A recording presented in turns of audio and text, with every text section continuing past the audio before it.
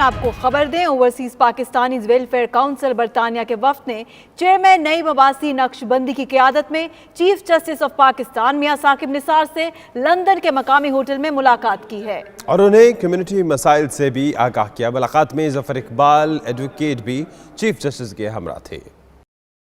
Chief justice سے وفد کی ملاقات میں کمیونٹی مسائل سمیت لینڈ مافیا، دوہری شہریت اور ہائی کمیشن سے متعلقہ تارکین وطن کے مسائل موضوع بحث رہے۔ OPWC تنظیم کی طرف سے دیا میر بھاشا ڈیم کے لیے عطیات کے چیک بھی پیش کیے گئے، جو برطانیہ کے مختلف شہروں سے OPWC تنظیم کی کاوشوں سے ہائی کمیشن کے ڈیم فنڈ اکاؤنٹ میں جمع کروائے گئے۔ چیف جسٹس کو ننھے طالب علم دانیال عباسی نے پھولوں کا گلدستہ اور اپنی پاکٹ منی سے ڈیم فنڈ کے لیے عطیہ پیش کیا۔ چیئرمین نعیم نقشبندی اور عابد حسین سمیت تمام عہدیداران نے چیف جسٹس کا OPWC وفد کو ملاقات کا وقت دینے اور تارکین وطن کے مسائل سننے پر ان کا شکریہ ادا کیا اور ان کی درازی عمر اور نوبل کاز جاری رکھنے کے لیے دعا کی۔ چیف جسٹس سے ملاقات کرنے والوں میں صدر عابد حسین، صدر OPWC بزنس فورم مجاہد حسین، صدر ہیومن رائٹس فورم اور ڈپٹی میئر چشم کیسر چودھری، صدر ساؤتھ انگلینڈ اسلم ڈوگر،